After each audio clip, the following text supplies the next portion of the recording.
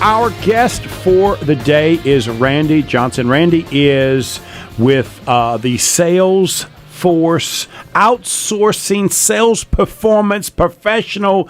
Randy, I got no idea what all this means, buddy, but thank you for being on the show, and let's just dig in and get started, buddy. Tell us a little bit about what you do. Thanks so much for inviting me here, Joe. This is great. I am a fractional head of sales for small business owners. A lot of small business owners don't even know that they can hire a fractional head of sales to help them with their business. I did not know until Wayne sent you an email and said, get up with me. So my old co-host partner is still helping out.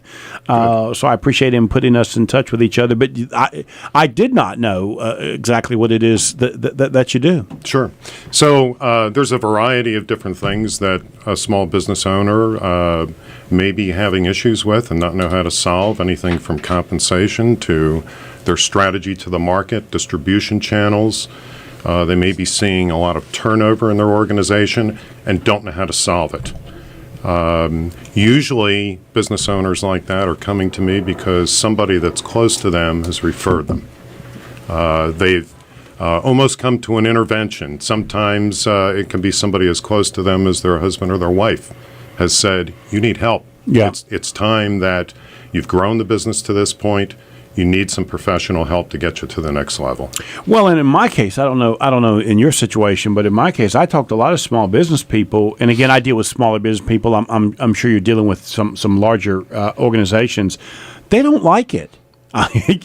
They don't like that sales are an important part of their success, right? Sure. You know, so it might have been in spite of the fact that they don't like sales up until now, and they really need to put some processes and systems in place so that it actually starts to work for them and they don't see it as this necessary evil. Absolutely correct. I do want to make sure that everybody understands the kind of the sweet spot of the people that I work with from a revenue standpoint are typically between $2 million and $30 million. In addition to that, if you want to look on an employee count, could be anywhere from 10 employees to 200 employees. The large corporations, I can help mentor sales management, people that maybe don't have as much experience as I do, in holding people accountable, setting proper goals, setting proper strategy. If they have indirect distribution channels, manufacturers, reps, or distributors, evaluating how they onboard them, how they judge their performance, when it's time to essentially get them out of their distribution channel and bring in some new people to grow the business.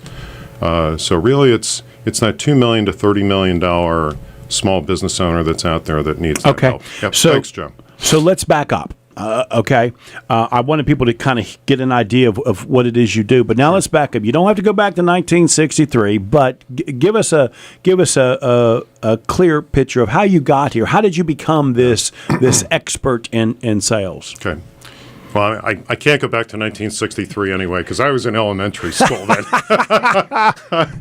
But I come from a high-tech background. I worked for Emerson Electric for 15 years. I started in industrial process controls. I originally am from the Philadelphia area. I spent 20 years up in the Boston market when Emerson relocated me to go to work for a software company there to run sales and marketing. I spent 7 or so years working for Iron Mountain in Boston. They started a digital services organization, which I was a part of, and we eventually sold to Hewlett-Packard, which brought me to Hewlett-Packard, and then also to work for a private equity organization in Boston, running one of their companies in sales and marketing. We decided to move to North Carolina, where people are friendly and nice. And most of them. You haven't met all the people in the radio station yet. We enjoy the Four Seasons here. We're out on Lake Norman and enjoy the lake and spend time there. And I am just in my right place helping small business owners. What I do, by the way, Joe, we didn't mention, is my engagements are for 12 months, plus or minus. So there's a beginning and an end to it. I'm there to right-size their strategy, put processes in place. But the real differentiation of what I do is I execute. I just don't throw together a 3-ring binder for a business owner and say, here, you do everything in this book, and you're going to be successful. That doesn't do them any good because they don't know how to operate it. So I actually operated for them for up to 12 months, and my job is to fire myself at about 9 to 12 months, find somebody to replace me, mentor them into the role, and let them continue with the processes and successful strategies that have been in place. And that's really important in this case, Randy, because I have learned over the years there's a lot of coaches, there's a lot of people that can tell you how to do this correctly, but the implementation of the idea is key, right?